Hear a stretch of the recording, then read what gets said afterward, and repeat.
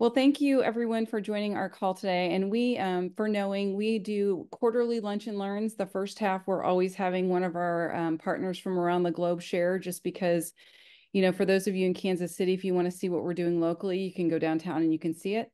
Globally, it's a little harder. So it's just an opportunity to see what Resurrection, some of the projects that we're funding, some of the partners that we have. So whether you go on a trip or you don't go on a trip, if you are interested in just like joining future lunch and learns, you are always welcome. You can invite whoever, everyone is always welcome. And I think Angie, once she gets everyone situated into breakout rooms, she's going to put some links in the chat. And the links will include one, if you'd like us to follow up with you with either more information or more questions, things like that, you'll just click on that and ask for your name, email, phone number. You don't have to. If you give us that information, we're not going to hound you. We're not going to be like a used car salesman. No offense to used car salesmen out there. We just want to make sure we're able to follow up with you as necessary. There'll also be a link to trips she's going to put in there in case you do want to sign up for a trip, and a link to our podcast in case you want to hear from our partners via podcast. We have several seasons in there. Some are about how we do our global serve trips, and some are just hearing about the different things that they're doing around the world. I do want to make sure I get to all of your questions, but I'm going to go ahead and just kind of give a brief overview about what we do globally. And then I'm going to hit some of the most frequently asked questions, and then I'll try to make sure that there's time for you guys to ask questions too. I do talk fast because there's a lot to cover. So if I'm talking too fast, just kind of wave at me and I will try to slow down. Um, Partnering globally. Number one, we always listen to our host. We don't come in with our own ideas. It is their country. They know it better than we do. So we kind of go along with their lead. We do with and not for, and we never want to disempower them. And really, the number one goal of every trip is to continue the relationship of these long-term partnerships. So, one of the things that Oleg and Yulia mentioned is that it's like just seeing you on this call, they feel like they're less alone, they're less forgotten. That's kind of like everywhere we go. I mean, it's important just to show up and show people that you care. And so oftentimes, everyone wants to know, what are you going to do on a trip? And that's important, but it's not nearly as important as the fact that you are taking your time and your resources to go and enjoy someone else and their daily lives and be a part of their life. So that's huge. We do have long-term relationships. So like I mentioned, Resurrection partnered with Oleg and Yulia since I want to say the mid 90s. And we do that, one, to build trust and transparency, and build that opportunity to make sure that they feel comfortable sharing their goals and their visions, and we can come alongside those. Short-term relationships don't allow for that trust in those types of conversations. We focus in four major areas. We like to work on holistic community development. We found that if you only work in one area of a community or one sector of a community, that community, it's harder for them to come up out of poverty. Most of the places we partner are economically poor. Ukraine is different, a little bit different, just because they're in a disaster. So like we started in Haiti after the disaster. So sometimes we start because of disasters. Sometimes we start just because it's they want a partner, and it's they're going to do holistic development. So the areas in holistic development are medical or health. That includes nutritious, like food security. So it's not just, porridge, or it's not just one meal a day, that they can eat 24/7, 365. Includes clean water, includes medical, includes prevention education. Economic empowerment, and a lot of that is microfinance groups, and kind of alongside that goes with helping them start their businesses, entrepreneurship. Education, that's anywhere from preschool all the way through university.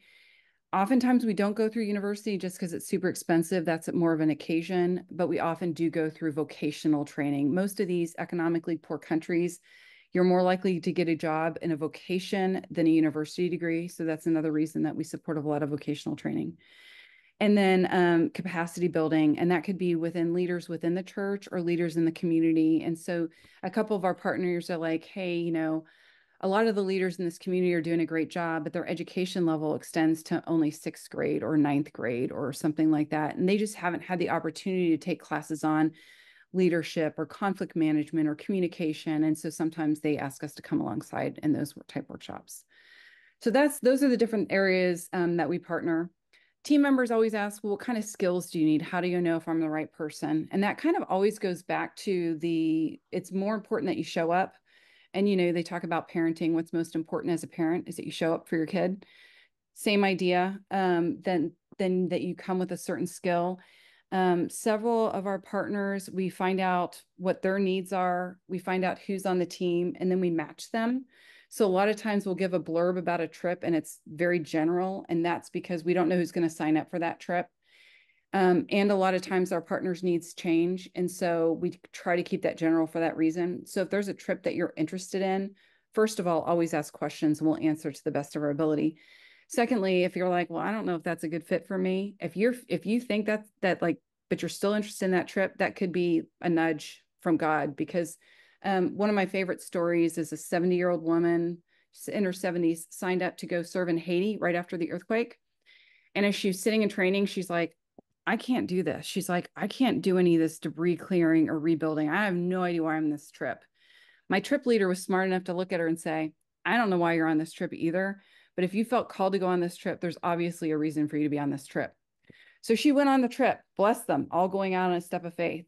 And she actually was a caricature artist. And so while the team was clearing debris or whatever they were doing after the earthquake, it was within a year of the earthquake, she sat under a tree and there was this line of children who'd gone for this horrific trauma, have never had a picture of themselves. She was drawing a caricature picture of these kids and handing them this picture. What do you think is most healing to the people of Haiti? Was it the fact that we had people there clearing debris? Important. Or was it the woman who drew pictures of these kids who really had no clue why she was called on this trip? So that's kind of one of the examples I always use. I have several of those stories, but that one was just a super clear one. Another question, where all do we go?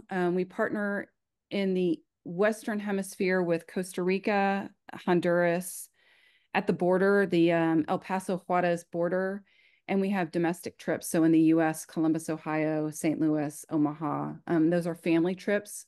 So those could be from anywhere from ages 5 and up, depending on which location. And then in the Eastern Hemisphere, we have Uganda, South Africa, Malawi, and then we also, Haiti's mine too, but that's in the Western Hemisphere. We're not currently sending teams to Haiti. We partner with Ukraine. We're not currently sending teams to Ukraine.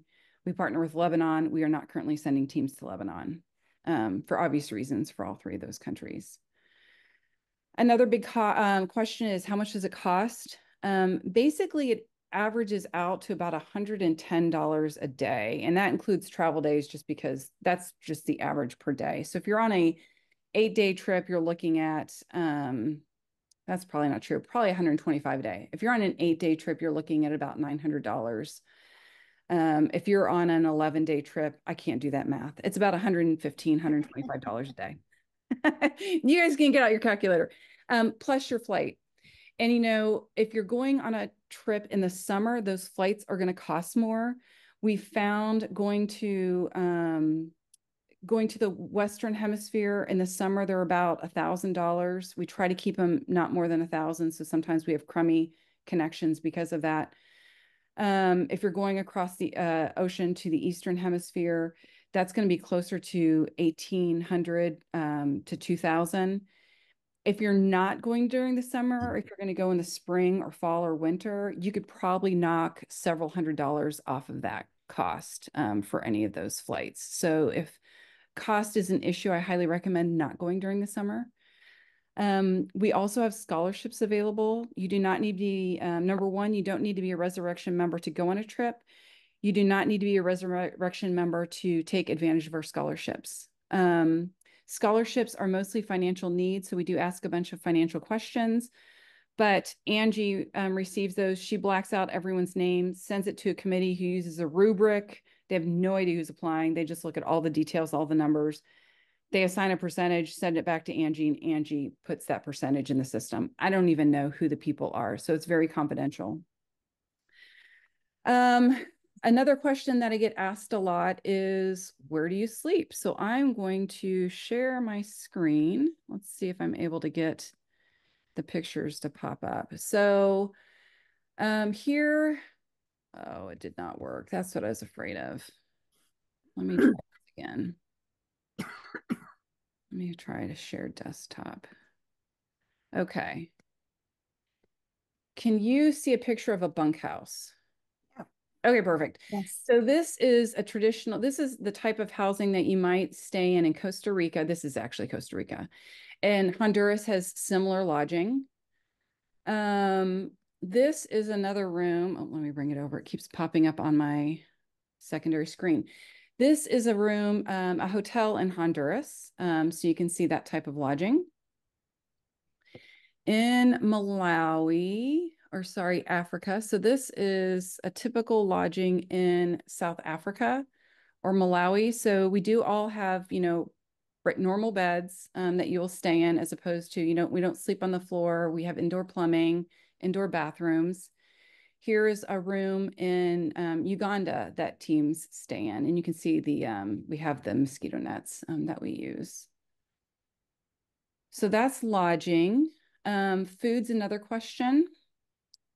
This is what food looks like in the Western Hemisphere. So you'll see a lot of beans, chicken, they do some fish, rice, that type of thing, which is actually pretty normal across all of our cultures. But that's kind of some Eastern Hemisphere pictures.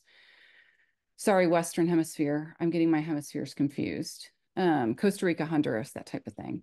Here is some African cuisine, and you'll see a lot of similar themes. So you can kind of see there's some rice, there's some fruit, there's some meat. Meat portions aren't usually quite as big. We do have people who are gluten-free on our trips. We have vegetarian on our trips. Our hosts are very good about making sure that special dietary needs are met. All right, any questions on food or lodging?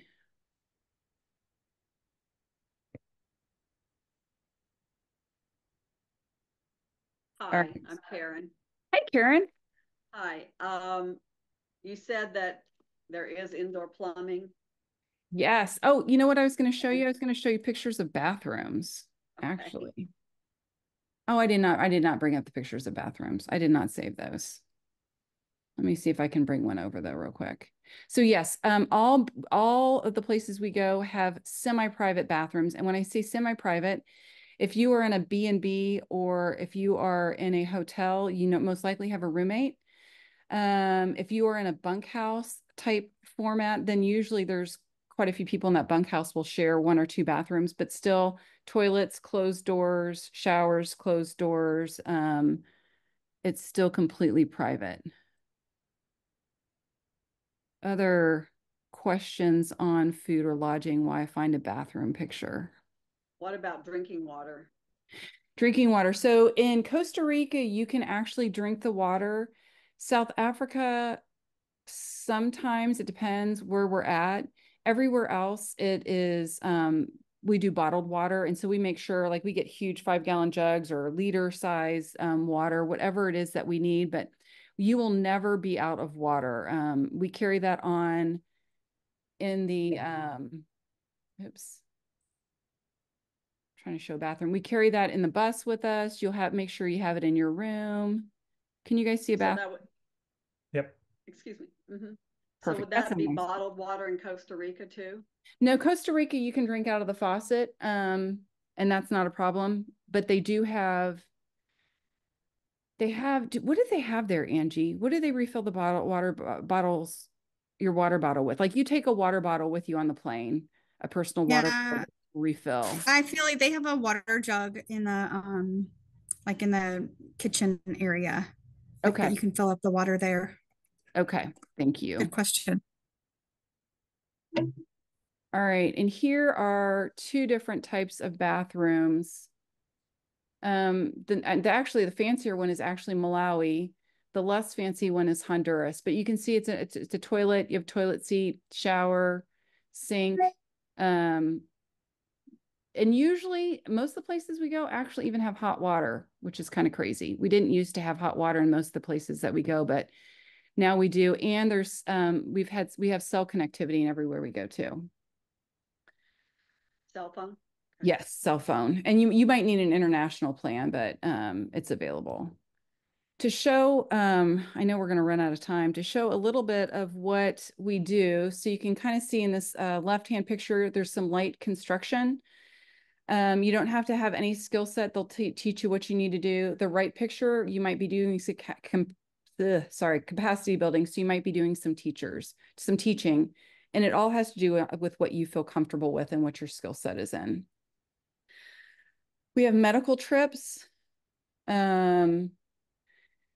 We always want to serve with. So you can see here's a picture of their painting, and they're painting with a local Honduran woman. You can see here a picture of medical trip. And often we serve with medical professionals. You might be teaching in a classroom. You can kind of see what it looks like teaching in a classroom here. I feel like pictures always do a really good job. One of my favorite things is worshiping in that culture, because you definitely experience a different kind of worship.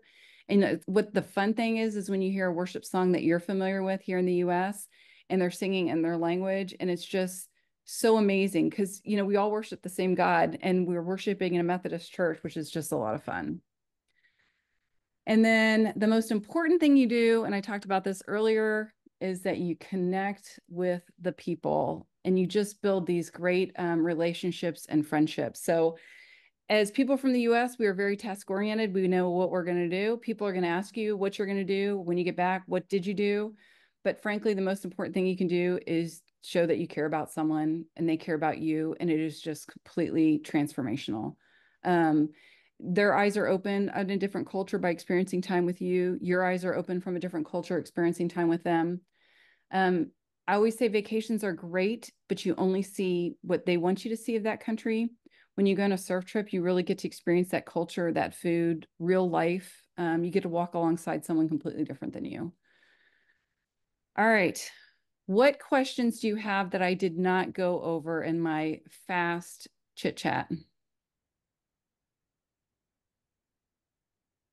I have a quick question. You mentioned this briefly in the trips. There's trips to like Uganda and Malawi where you're doing capacity building. What type of skills are you generally looking for there? So we get a list from our leader when it comes to the capacity building trips. And so they'll list things like, you know, communication, conflict resolution, time management, accounting skills, entrepreneurship, just a wide range of soft skills. Sometimes it's like computer literacy, basic computer, Microsoft, things like that. And so we may have a list of like 30 things, and then we get a list from our trip participants to see what they would feel comfortable even talking about and sharing. And then we just match those. Like we figure out what works. We get a goal from our host, and then we kind of work together with them on what that looks like. Is it something where we even, when I say we, maybe the church provides even a light, I'll call it a curriculum, right? Here's 5 slides of content around conflict resolution we might want to share. Do you feel comfortable delivering that? Is that kind of happen that way? So they give us a goal for the workshop, and then we have like PowerPoints that we from previous trips, and we've done this for about 4 or 5 years, so we don't have all the workshops done, but like we can help you. Our team leader can help you, can kind of give you some bullets. You can kind of talk through it. I know when I had to do one, I Googled some stuff. I took from knowledge I had. I talked to other people, and kind of we would all work together to create something that you'd feel comfortable with, or whoever's speaking would feel comfortable with. Okay. Yeah, we have lots of trainings. We get together as a team. So hopefully by the time you hit the ground running, like everyone is friends, everyone's built this relationship where we feel comfortable, you know, chatting and sharing, you know, what we're thinking, or if we're nervous about things. So lots of training. And then we have a variety of ages. I think I mentioned age 5 for some of our things. 14 can be for some of our contexts, could be 16. One of my favorite is having multiple generations serve together. from the same family, which is a lot of fun. Again, I think, did you put stuff in the chat for us, Angie? I did. I was going to mention that when you were done. Thank you. If you guys can click on the first link about, oh, that's the sign up. Where's the The link? last, the one that last says, one. thanks for being here. Please complete this form. If you can click on that link, I'm happy to follow up with you with more questions. Also, James Abbott, who is kind of leading us, his email is in that chat too. So you can grab that as well. So I want to make sure we answer all your questions during our weekend. That's good. Cherie's laughing, so something must have happened. Did we kick you out? Literally, I was trying to get all the information at the last second. I'm like, ah. All right. Hey, if you need to, you got you got a minute or so, a couple minutes if you need to throw something out there real quick. I think I did a copy and paste so I can go back to it. Awesome. There you go. And I think Angie has it in this chat as well. So you can. Yes, I just added it to this chat as well. Several different links. Thank you. Awesome.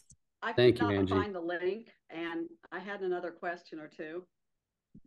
Okay. I will stay on with you after, if you can talk after. Okay. Perfect. Yeah. Where is those? Is it in notes, or where do we put in? It's in the email? chat. In the chat. Yep. I think that's You might right. have to click on the 3 dots and click more to get to the chat if it doesn't show up right. I see chat, but it says show chat previews. Okay. So put my email in there. There's a link that'll take you to a form. And if you fill out that form, but Cherie will stick with you afterward and I can stay too, and we can get that from you also. We'll stay on after. Yeah. Oh, where it says thanks for being here today. Yeah. All right. Hey, as we close, I just wanted to throw out a couple reminders, and Alec is going to close us out in prayer in just a moment. I mean, powerful story from Oleg and Yulia. God is using them in ways that I really can hardly even imagine being used. Just astronomical, the number of people that they have served and cared for and loved and given food or clothes or shelter to help them from one point to the other. It's really actually absolutely amazing. If you want to hear their story in more depth of what took place from when the war started up until about 9 months ago, if you go into our Bridging Cultures podcast, season 5, episode 2, it's called Choose to Be. And you can hear their story as they shared it with us. We wrote a narrative based off of it. So you can hear a little bit more of their story. So make sure you jump on there. This season, actually right now, season 7 that we're in, we're getting stories from almost all of our context, all of our partners. So you can hear a little bit more in depth. If you're interested in a trip, you might hear a little bit more about Costa Rica, or you might hear a little bit more about Uganda, some of these places that we are partnered with. So make sure you jump on season 7 as well. There's links in our messages today. If you would like to get to the podcast, you can find a link there. If you would like to email me, my email will be in there as well. The Go Method app is available in there. And then if you're interested in a trip and you'd like more follow-up, you can follow that link and fill out that form and we'll get connected with you right away. And if you love this and Lunch and Learn is your thing and you're really excited and you want to share with somebody else, our next one is going to be November 6th. So be looking for information about that as we gear up toward that one, and we'll have some great content in store for you for that day as well. And we're going to close out with somebody had a question. Yeah, I do. Susan, the countries that you're not going to, Costa Rica, Ukraine, and that, is it because the borders, I'm sorry, Alexa, stop. Sorry. Is it because the borders are closed or because it's felt to be too dangerous for the church people to go in there? So we are going to Costa Rica. It's the countries that we're partnering with not going to is Ukraine, Lebanon, and Haiti. And yes, right, because they're too dangerous. So I went to Ukraine a month ago with another staff member, but we're not sending teams. So we are checking up on our projects if we can. We had someone in Lebanon last year, but it's just not. We just won't send everyone. Safety is our But- number one. We're gonna stay on. If anybody has any more questions, Shree and I will stay on. That's amazing. We want to be careful of everybody's time. And Alec, if you would pray for us, and then anybody that needs to go, and we'll hang out if anybody has any questions. Okay, how about that? Yeah, I'd love to. Let's pray. Thanks, Alec. Dear God, we thank you for this time together, and just hear from our partners and hear more about trips in 2025. And I just pray for all of our team leaders and trip participants, and all of our future trip participants who have yet to sign up, and just pray that you be working in all of our lives and stirring us and just equipping us with the power of your Spirit to share your love and be good images of you to all that we encounter. And so, God, we just ask that you pour out your Spirit upon us and equip us with good gifts to be that light. God, we love you, and we thank you for the opportunity to be in community together. We pray these things in your name. Amen. Amen. Thanks, All everybody. right, we'll see you guys later. Thank Feel you. free to stick around if you need to. We'd love to have you. Thank you. All right, Susan, I think you had another question. Yeah. People are going to those more dangerous countries, but you're not taking whole teams. Is that what you're saying? Staff may go to follow up on projects and meet with our partner, but we're not taking any non-staff. Okay, what if somebody's feeling that nudge really strongly? We cannot find insurance to cover trip participants to go to these countries, and so therefore we as a church cannot send people. Okay. Brandy? I think she had her hand raised for a question. Yeah. Yep. Yeah, I had two quick questions. So, kind of along the lines of the safety piece. So, obviously, some of those countries are still relatively dangerous, like Honduras, things like that. So, like, how does safety work? Or, what? I don't know, like how like we want to go, but I have small children, and so like it's just like a little bit of a concern there. So, just kind of curious, like how that all works. That's a great question. Safety is our number one priority anywhere we go. And then following the goals of our partners, number two.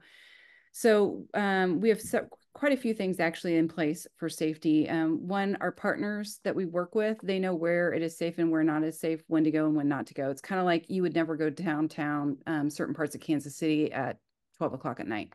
Kind of the same idea, because they live in that community, they know what safety. And so that's why we have certain rules, policies in place, of the buddy system, not going out on your own, always being with our partner, listening to our partner. If our partner says, hey, it's time to go, it's time to go. We don't question to why. We register everyone with the State Department, so that if the worst thing were to happen, the State Department knows we're there and they can get us out. We have not had to use that yet, and we hope never to have to use that. We have insurance. So we have secondary health insurance that includes evacuation beyond just health, as well as some travel. We have a Garmin 429, which is satellite SOS button to a 24/7 organization that will alert us to wherever the team is. The team leader will carry that. If something were to happen, it's an SOS feature. Our team leaders are tracked on Life 360 so that we can see where they're at all times. They also will have an international phone so they can contact us if there's any issues.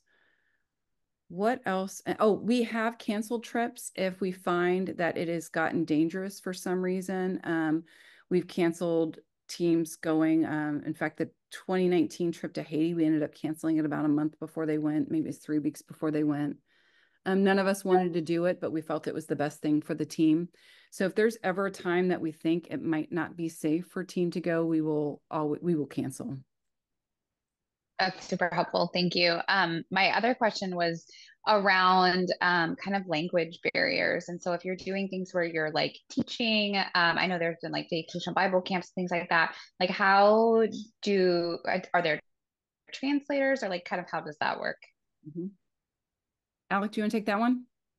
Yeah, sure. Happy to. Yeah, so we do have translators everywhere we go. I can speak definitely to Honduras and Costa Rica because that's where I oversee. But in Honduras, we typically have about 4 or 5 translators with the team, and so we're trying a new format actually next month in Honduras, where we are kind of splitting up and teaching different classrooms simultaneously. And so we'll have at least one translator with every classroom, and then the translators will all be together for like meal times and like recess with the kids where we're just interacting. So yeah, typically there will be about 4 or 5 translators with the team at any given time. Okay, awesome. Thank you. Yeah. Hi, I'm Karen. Do you arrange for the flights? I'm interested in going to Costa Rica. Do you arrange for the flights, or how does that work? James? Yeah, we arrange for the flights. So the trip dates are set, and then we work with an agency that helps get our flights at the cheapest rates we can, works with the time frames to get the best possible price. And then we even have to work sometimes depending on where people are coming from to make sure that they can meet up with the team. Sometimes people like to stay in an area after the trip, and so we also work with them on that time frame if they're wanting to stay a few extra days. So that's all arranged for you based on the trip and then your needs. Okay. So people like going to the same area would be like on the same plane, or would you most often they would be? Yeah, the team would be on the same plane. Yep. If you're leaving from Kansas City, you're leaving on the same flight together. Okay. That's okay. always the goal. I don't know, Shri, has there ever been a time where they've had to leave separately? No, the youth have, because there's been like 30 youth, but never our trips, only if they're coming from different cities. And even then we try to get them to meet up in the last US city before going to the country, if at all possible, unless it is cost prohibitive. Okay. And passport, I was just checking, my passport expires June in the summer. So is that a complete new process, or is that a renewal? It's a renewal, so it should be a little bit faster. Your passport must not expire within 6 months of your return date, which is ridiculous, but that's just a rule. Right. It's a rule that is ridiculous. Is that through the post office? It seems like I went to the post office before when I originally got it. I think if you're renewing, you can actually do it online, but I'm pretty sure. I think I renewed mine online during COVID. Okay. I'd go to the State Department website. Department. If it's How big are the teams that go generally? They're generally between, it depends where you're going. If you're going to Africa, we try to keep it no more than 12 people, between 8 and 12.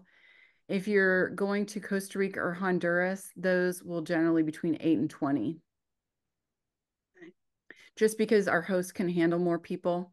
And so that's what we really try to base the size on our host and what their capacity is. Thank you. How do I give you my contact information, or what should? Yeah, let's take it down. See if I can get, let me look at the chat really quick. Thank you guys for your time. Appreciate your help. Randy. Oh, you're very welcome. Yes. Thank you. Karen, are you able to access the chat for this? All right. So you want me to send it to you, James? yes, when you fill